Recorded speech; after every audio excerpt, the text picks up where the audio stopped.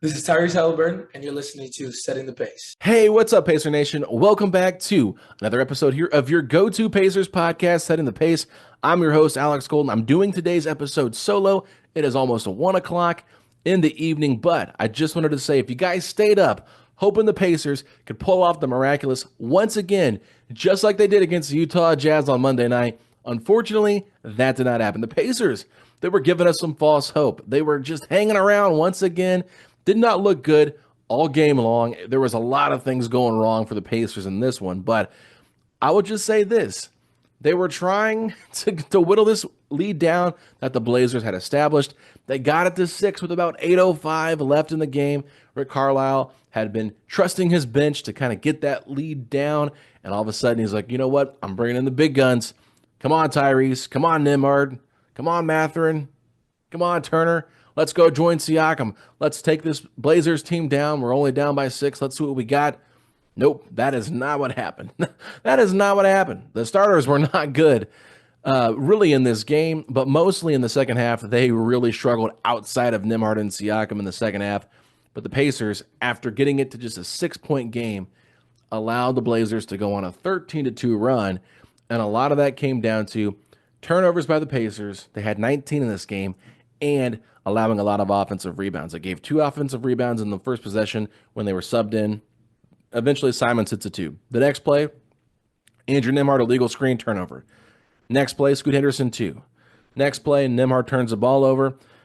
Jeremy Graham misses a 3. They get the offensive rebound. Scoot Henderson makes a 3. Pacers call a timeout. Next play, they draw up a beautiful out-of-bounds play for Haliburton to get downhill, pass it to Turner. Turner catches the pass from Haliburton, has a wide-open dunk, loses the ball on his way up. Turnover, Pacers. Very next play, Anthony Simons makes a 2.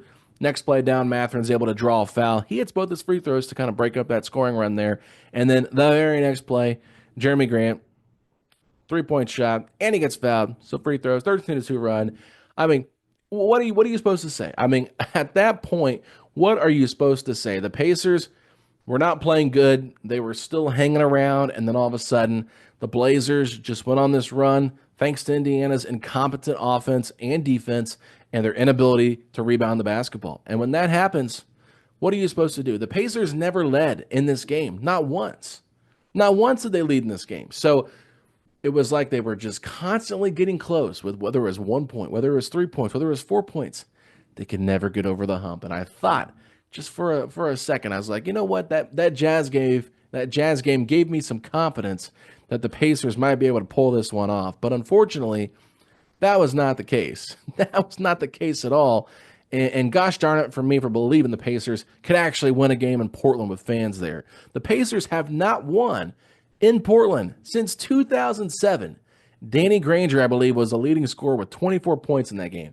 The starting 5 for that team, Jamal Tinsley, Mike Dunleavy Jr., Danny Granger, Troy Murphy, and Jeff Foster. So you know what that means? Paul George, you remember Paul George, the guy that was upset he didn't get a tribute video? He's never won a game in Portland. Roy Hibbert has never won a game as a Pacer in Portland. David West, as a Pacer, never won a game in Portland. Monte Ellis, Jeff Teague. I'm just saying, you go through the list of players the Pacers have had. They've never won a game in Portland. But what's really interesting to me is that they did win during the COVID year, but there was no fans. So do we really count that? I don't think we can, because for whatever reason, the Pacers just really struggle. And there's been some fun, entertaining games there.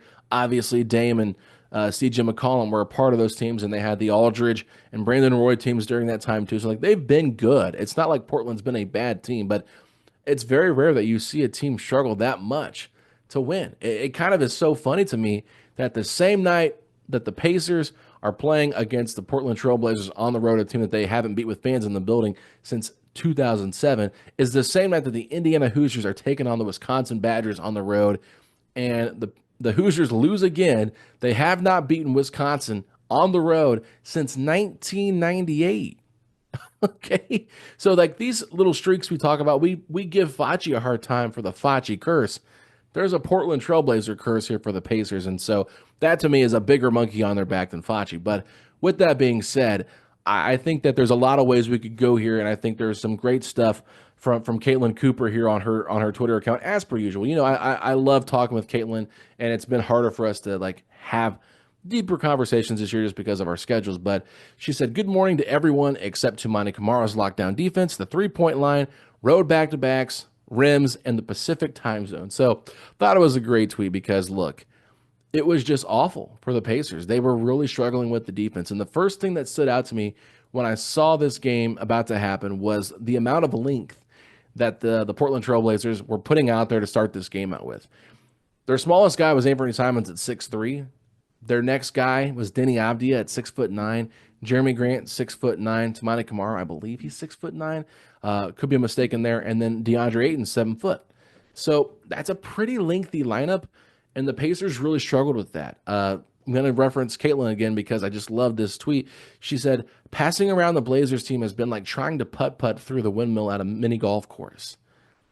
It's like the analogy she comes up with is why she's such a great writer, but it just, I couldn't come up with a better way to say it myself. I just thought that's a great way to really put it. I was just, really disappointed that the Pacers were unable to take advantage of getting Myles Turner back, because Myles Turner in the first half was MIA, was not good whatsoever. He looked like the 10-man out there in the Wizard of Oz that needed some oil on him to, kind of loosen him up. He was rusty as all get out. And I'm thinking to myself, Turner is the guy that should be the least rusty out of everyone because he's the one that didn't play last night.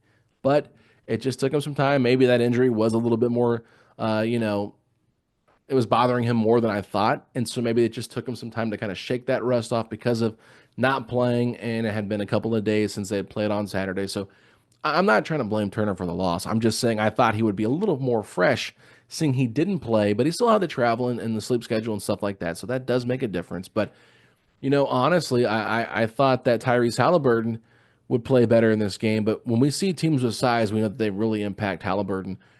And Tyrese, second game of the year where he puts up a goose egg on 3 shots. 3 shots for Tyrese. That's it. 3 shots. He was 0 for 2 in the first half. He took 1 shot in the second half. That's not acceptable. I don't care what kind of defensive coverage is being put on Tyrese. It's not acceptable. And look, I'm not going to get too upset about it just because the Pacers have been playing so well. Like, okay, he can have a bad game, but when you're paid to be a max player, you cannot do that. You cannot have these games where you're only putting up 3 shots and having 0 points. And I know Rick Carlisle has said that if teams want to take Tyrese out, we'll play 4-on-4 and things like that. Okay, I get it. And I think that Portland's defense was very impactful tonight to what Indiana wanted to do. I mean, this team committed 19 turnovers. We're not used to seeing the Pacers commit 19 turnovers in a game. So Tyrese obviously still had 6 assists. He still impacted the game a little bit, but he had the second worst plus minus of anybody on the team. And I thought it was funny that Andrew Nembhard, out of all people, had the worst plus minus at a minus 24, but Haliburton was a minus 23 but 0 points. 6 assists. Now I will say Haliburton did try defensively. He had 2 blocks and a steal. He did. It wasn't like he wasn't out there trying, but on offense, it just kind of seemed like he was going through the motions. It wasn't like aggressive Tyrese like we've seen. And maybe he was tired. Maybe he was dealing with something. I don't know. But I noticed he was out there, but it didn't really feel like it. You never really felt Tyrese's presence like you probably had hoped. And so you gotta be better, Tyrese. That's all I can say. He's got to be better. And I thought Andrew Nembhard did a pretty good job. Started out the game with 9 points in the first half, had 8 in the second half, 6 of 10 from the field, 6 rebounds, only 2 assists. Obviously, would like to see that be a little bit better. And like I mentioned earlier, when I was running through that run that the Blazers went on and at the fourth quarter when it kind of the game just went away, he had some crucial turnovers there, and he was usually the primary defender on Anthony Simons. So got to be better in that regard defensively. Just won Defensive Player of the Month for the month of January, which is a new thing that the league is doing this year. So congratulations to Andrew Nembhard on that. But you got to be better, right? You got to be better. And I'm not sure if we mentioned it yesterday on the episode, but Rick Carlisle was named the Coach of the Month for January as well. So the Pacers had a great month. They went 10-2. They're now 2-1 in the month of February. And if you look at how they've played in February, it's not been great. They were way too close against a Hawks team that was pretty hobbled. They won that one by 5 points, and then you beat a Jazz team. I know you were hobbled a little bit without Turner, but still, it took you down to the wire to win a game by 1 point against the Jazz, and then you get your butts beat by 23 points against Portland, who is, not a great team. They're 22 and 29 on the season, but they've won 9 of their last 10 games. They're playing really good basketball. So, not really sure what the motive there is for Portland.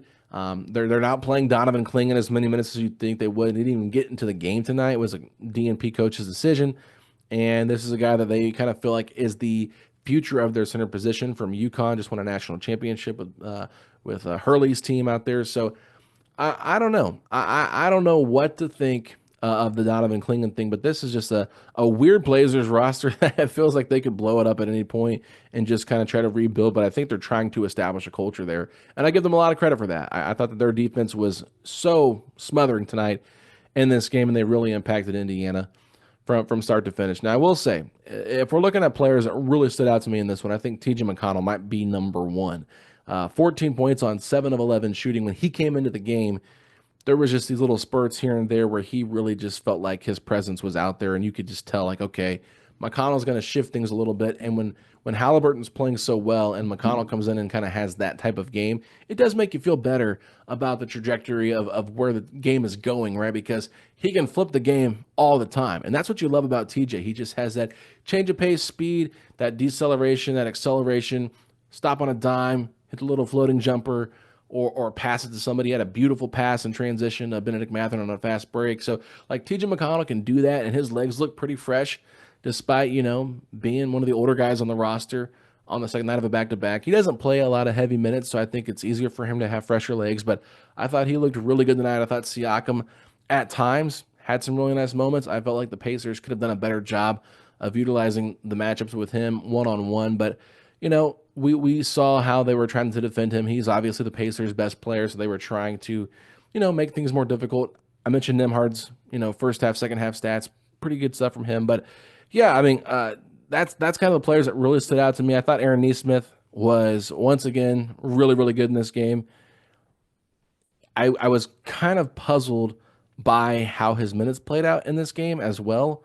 One of the interesting things we found out before the game is that Aaron Nesmith had missed like 2 months with an ankle injury. And last night against the Jazz, he ended up hurting the other ankle. And so he was questionable coming into this game, kind of like a game time decision. He ends up playing. He got in, I don't know what time in the first quarter, but we didn't really see him in the second half or in the first half once Mathurin came back in for him. And I think he maybe played like 3 or 4 minutes. And then all of a sudden he played a bunch in the second half.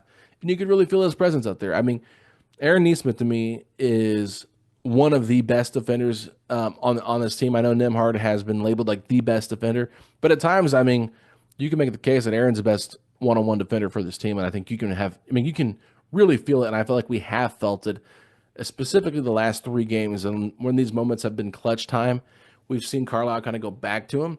Was a little bit surprised that he pulled him out. I think maybe minute-wise he had just played a lot there before they subbed all the starters back in, but I thought he was significantly better in the second half than Mathurin. I felt like Mathurin was kind of MIA in the second half, only had 2 points, wasn't really doing much defensively, and, Nesmith really just mucks things up. He'll create steals, he'll get in passing lanes, and just do all the little dirty work stuff that you want on a night-to-night basis, and Ben Shepherd does the same thing, whether he's scoring or not.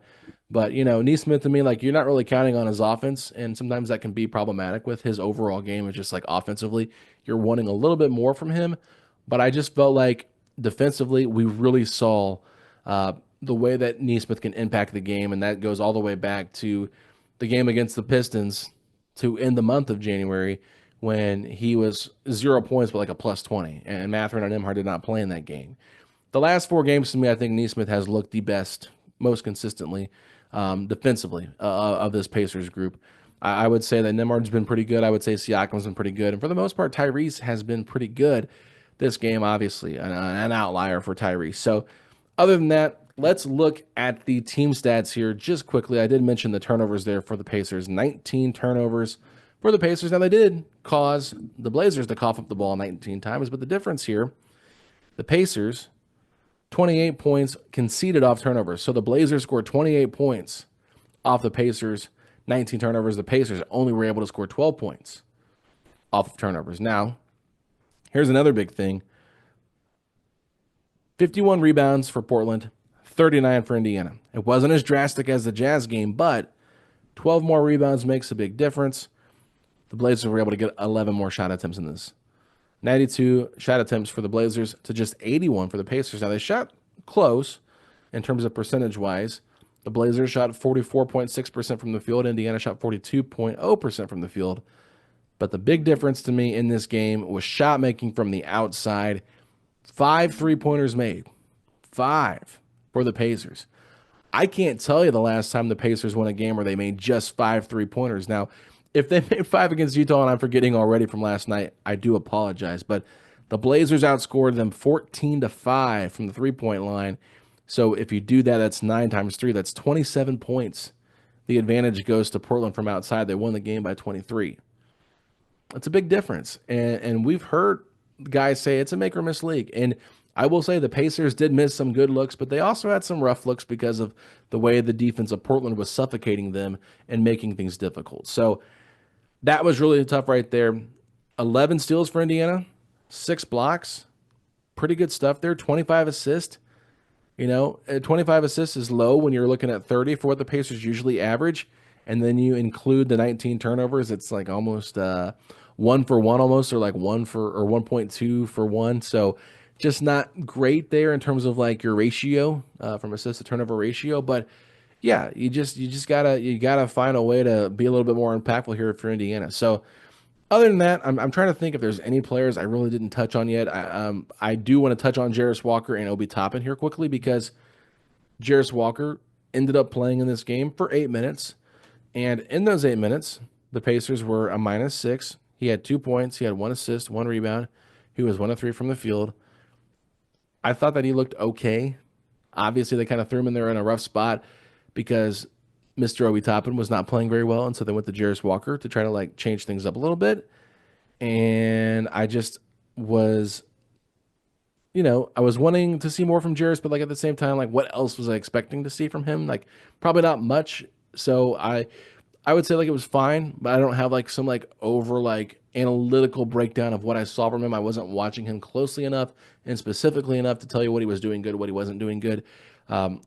Trying to be in the right spots, trying to make the right plays. He did drive, I think, when he could have maybe taken a basket and kicked it out to Shepard as the shot clock was expiring. Like, you live with that kind of stuff. But Obi Toppin in this game, I want to just transition to him real quick because, man, this was a rough Obi Toppin game. Obi Toppin did not fit out there at all playing against Portland with the style they were playing. The trade deadline is Thursday. And we've talked a lot about Obi Toppin potentially being a guy that could be on the move. Is there any chance that this was Obi Toppin's last game as a Pacer? I'd say yes, there is. And if this is the lasting image I'm going to have of Obi Toppin, that's not great. The Keith Smith did a great job saying how the Pacers don't have to worry about Obi's contract until getting off of it by next season. So you could push this whole entire thing all the way down to next trade deadline, if that's what you're thinking, possibility wise. But I just do think it is telling that Rick Carlisle went to Jarace Walker over Obi Toppin in the third quarter because of how bad Obi was playing. And Rick might not come out and say that publicly, but you can just tell by the substitution patterns, like, why is Jarace getting in the game? Oh yeah, because Obi's been bad. Obi was not good in this game. And I feel like there's been a couple of games since the Pacers got back from Paris where Obi's been non-existent and not good. And the last game against Utah, he was good, and he had a big 3 when the Pacers were on that big run. And the game against Atlanta, he was awesome. So, it's not like Obi Toppin's a bad player, but he was just not good in this game that needed him to be a lot better. Wasn't the reason they lost. I mean, if there's anybody that deserves the most blame for the way they played individually, it's Tyrese Haliburton by far. I'm not even putting them on the same level in terms of like who was, more detrimental to the team's failures here in terms of an individual standpoint. But Obi Toppin to me, like, man, this is not what you want to see from Obi Toppin if you're a Pacer fan, because 3-point shot wasn't falling, wasn't able really to drive. I think he tried to drive a few times, turned the ball over. If he didn't, he got a bad pass, and that led to something else that didn't happen. So he just was not in sync tonight, and it happens. It's just like Tyrese. It happens. You have bad games. You're not going to be perfect for 82 games, but You want to be a little bit more consistent probably, but at the end of the day, this is Obi Toppin's world, and we're just living in it. And he's got to be better. So I like Obi Toppin a lot, though. I really do. I mean, I can't say enough great things about Obi Toppin as a person and how he fits with this team. It's a great fit, but at the same time, like he just didn't play good. So Thomas Bryant, I thought he brought some good energy. I know that the box score probably doesn't show a whole lot of what he did with just going 1 of 5 for 5 points. But like, Thomas Bryant, well, this is a guy that has not been shooting the ball particularly well in this road trip, but he had 2 steals in this game, and he was a part of that group that was bringing the Pacers back when they were down by double digits. So I thought that he had some really good energy, and I thought that he provided some good stuff. Other than that, I think I've touched on everybody. I think I've touched on every player. If I haven't, I apologize. I re-recorded this segment recorded this episode after I originally done it for about 25 minutes because I didn't like the results of what I had done. But it's just this is a game where I think the Pacers, you lose 112-89. It's easy to get upset. It's easy to say, you know what, the Pacers shouldn't lose to teams like this. But Portland, like I mentioned earlier, they're playing great basketball, and the Pacers haven't won since 2007. So don't overreact to a loss to a team that's playing better. I'll just say that the Pacers are not going to win every game, and they've been really awesome since that game against the Hornets when they were, what were they there? They were 10-15. So you mean to tell me they're 18-6 since then? They've won 75% of their games over the last 24 games. It's pretty good stuff. It's pretty good stuff. I've been super impressed with how the Pacers have played as of late. That has completely changed my mindset on how I think they should approach a trade deadline.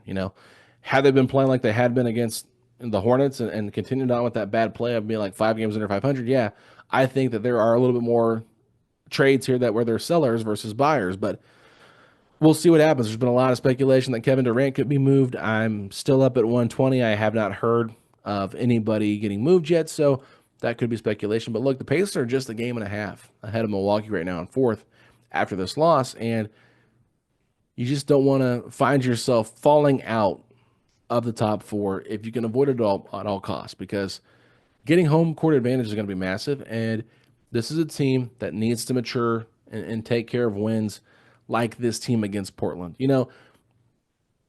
I've given Portland enough praise for how good they've been playing, but if you're a veteran team, the Pacers, I would say they're young vets with some seasoned vets mixed in there with Turner and Siakam and McConnell, but like most of those seasoned veterans showed up to play in this game. I thought that for the most part, Siakam was good. I thought for the most part, TJ McConnell was awesome. I thought for the second half, Turner showed up in a spurt, but it wasn't enough. So when you have veteran players, right, you kind of, rely on them to kind of carry the load a little bit. But I also think, some of these young veterans, like, Tyrese Haliburton's got to be better. Tyrese has got to step up. Mathurin has got to step up more in the second half. He can't be going 2 points in the second half. I mean, great stuff in the first half. Like, I was really impressed. I was like, I'm really liking the way he's playing. And then all of a sudden, it's just kind of like he falls out of rhythm or whatever. I don't know if it's the lack of minutes he's getting now because Nesmith's back in the fold and he just isn't getting as comfortable, or if they're not giving him enough opportunities to be a scorer. But he's a heck of a ball player that can put the ball in the basket, and he's grown a lot in different areas in terms of defense and facilitating, and obviously he's been a great rebounder, like was really good tonight on the glass. But you need him to be better. You need him to be better for the the entirety of the game, and so that's what it just boils down to. It's just you got to mature, you got to get better, and nothing to be upset about with this game. It's a bad loss, sure, if you want to call it that, but to me, it's more of like a scheduled loss, and the Pacers are playing much, much better basketball. So other than that, I don't have a lot to say. I will just say this: on Thursday night, Pacers taking on the Los Angeles Clippers later than this game tonight started, so it's going to be a 10:30 start, which means it'll be like 10:40. Thankfully, I'm taking all day off Thursday from work, so I can sleep in a little bit longer, keep up with the trade deadline, see if the Pacers make any moves, and maybe we will have a separate episode on Thursday about a trade if the Pacers do make a deal. But I'll be back late Thursday night with our good friend Cammy, I should say. Sorry, not Kami, Cammy. And Fachi used to call him Kami, and so it's stuck in my head that it's Cammy. And we're excited to have Cammy back on the show. Cammy always brings energy, and so I need somebody at 1 o'clock in the morning to talk Pacers with me that's gonna bring the heat, and it's not just gonna be me rambling here for 30 minutes about the game. So we'll see how the Pacers respond. Obviously, the Clippers already made a small move and getting Drew Eubanks, getting off PJ Tucker.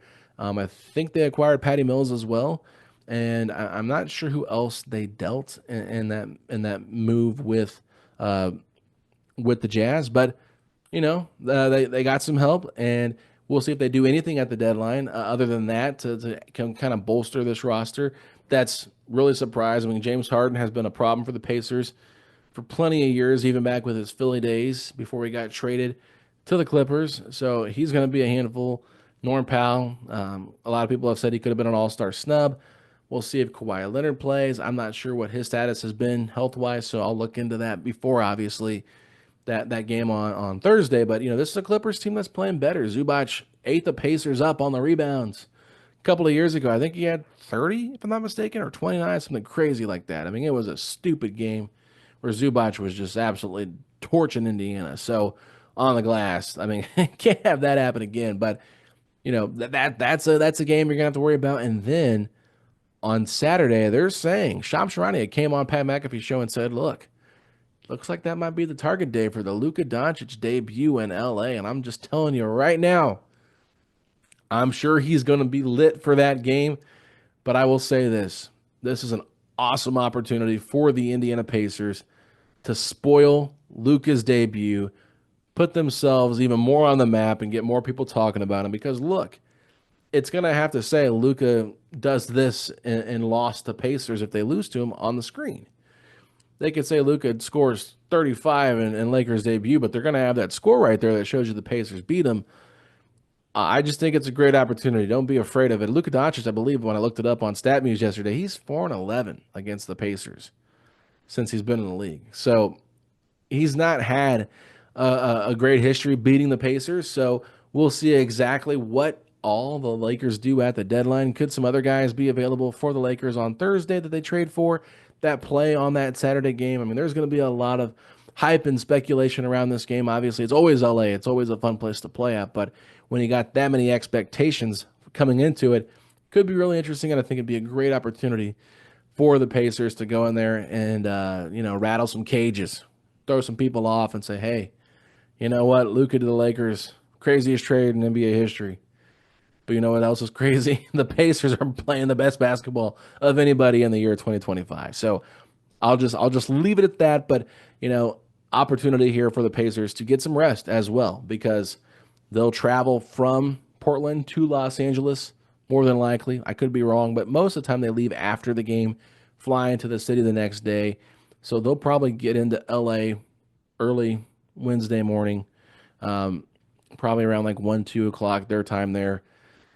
And then they'll be there until their game on Saturday is over, and then they'll come home on Saturday night and get ready for their game Tuesday against the Knicks. So you're talking all day Wednesday, all day Thursday, all day Friday, and then half a day Saturday. So you're talking about 3.5 days there in Los Angeles, a city that everybody loves to visit. So it's going to be good for the Pacers to be able to stay in one spot, get some rest, and take care of business against two teams that are playoff teams out there in the Western Conference, and kind of see where you're at, test yourself, and see what you got. Obviously, I think they're going to bounce back after this game against the Blazers.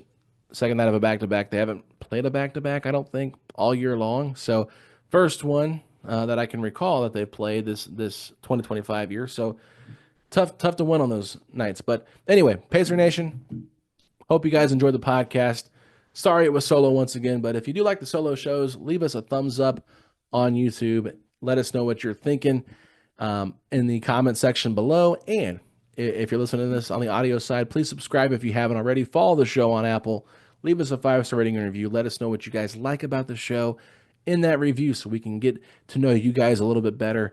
And if you ever just want to reach out on social media, I'm at Alex Golden NBA, Foch is at _FACCI. We try our best to reply to all of our listeners and people that want to interact with us. Sometimes it's just impossible to do that, but we do enjoy the back and forth, so we do appreciate that. But with that being said, if you're hoping the Pacers can put this game behind them, it's one game, it's over with, and get their mind set on the Clippers, taking down the Los Angeles Clippers on Thursday night. If you're hoping the Pacers can do that, hit me with those 3 words. Let's go, Pacers.